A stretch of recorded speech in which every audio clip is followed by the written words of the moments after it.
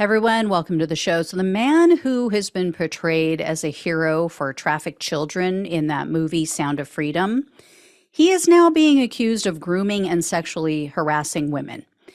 5 women have now filed a lawsuit against him. And if Sound of Freedom sounds familiar to you, it's because the movie became another political football, basically due to the QAnon conspiracy theories about Democrats trafficking children. And the actor who starred in the movie is Jim Caviezel. He's a huge Donald Trump supporter. He's a QAnon believer. But the movie was a dramatization of a version of the story and life of a man named Tim Ballard. Well, Ballard is also a big Trump supporter. He was actually appointed to a so-called anti-trafficking council in the Trump administration, and he had Trump on his podcast at one time.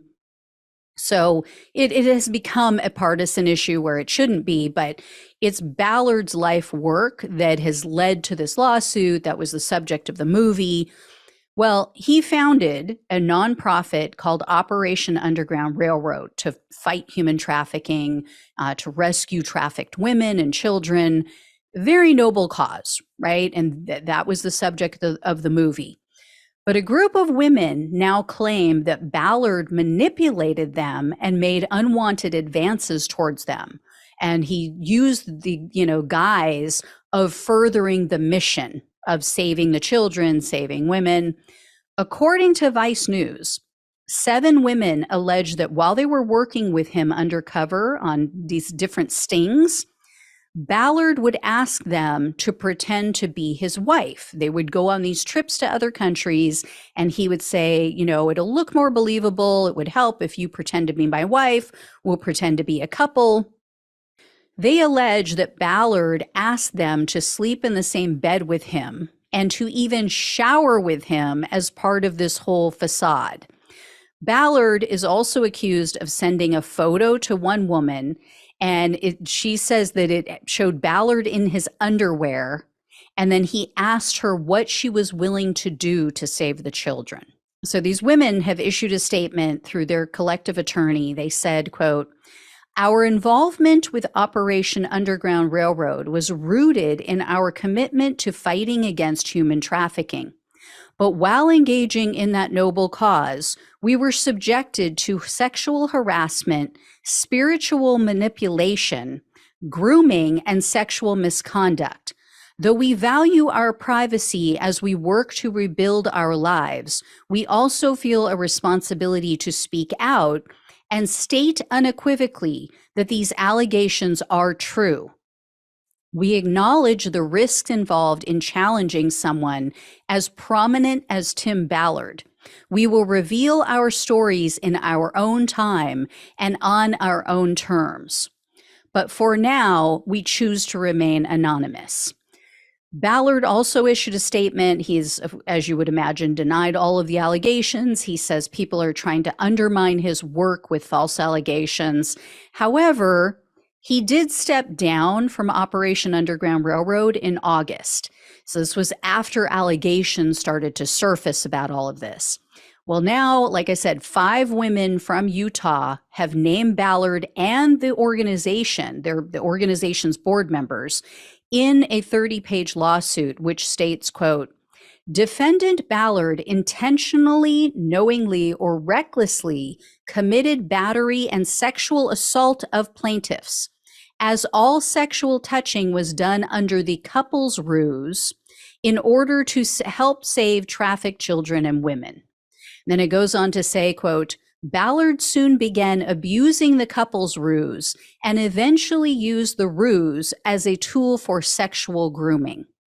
And it says that he eventually used this to coerce women into sexual contact. The lawsuit alleges some very sketchy actions by Ballard that should have been a major red flag if true. It says that Ballard told these women that they needed to work together to create chemistry between them. So he would ask them to perform lap dances. He also asked them to participate in couples massages. And then he encouraged them to get Brazilian waxes. and then to take part in sexual acts other than intercourse. So the suit goes on to accuse Ballard of going to strip clubs and using the nonprofit's funds for lap dances and also alcohol and pills. And the alleged victims say that Ballard personally received $14 million from the organization, from this nonprofit. And in fact, they say that Ballard used the nonprofit to commit fraud. They say that he used nonprofit funds to open for-profit companies and, quote, line his pockets.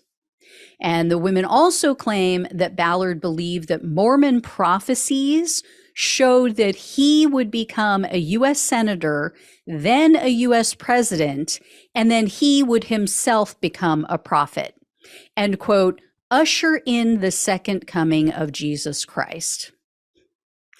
I don't know if this is true, but if it is, oh boy. So the Mormon Church was also cited in this lawsuit because the women say that Ballard claimed that he had permission from the church to conduct this couple's ruse as long as there was no intercourse or kissing on the lips. Apparently, that's what he told the women.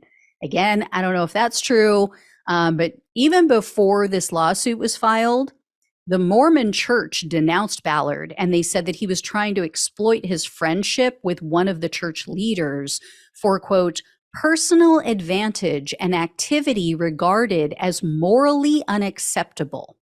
So it sounds like they are trying to distance themselves from all of this in any way. And the lawsuit goes on to say that the Utah Attorney General has repeatedly vouched for Ballard and his nonprofit, but, quote, complaints and criminal investigations were pouring into his office regarding the improprieties of our OUR and Ballard. So OUR is the organization Underground Railroad. So the Attorney General denies this. He says, no, this is not true. There's not all of these allegations pouring into my office. In a public statement, though, he said that if these people come forward, their allegations should be investigated, all of these women. And Ballard, again, of course, denies all wrongdoing. So I guess we'll see what happens over the course of the lawsuit. The truth has a way of surfacing, especially during the discovery phase of a trial, as Fox News found out. So we'll see what happens. I'll keep you all posted on this. But yeah, once again, we've got this right-wing hero, someone they put on a pedestal, again being accused of being a sexual groomer. All right, I'll let you know. Thank you all so much for watching and listening. Please like, share, and subscribe. Please donate if you can. Really helps to keep the show going. Or if you can leave a one-time tip or super thanks, it's so appreciated. Love you all. Take care. Talk with you soon.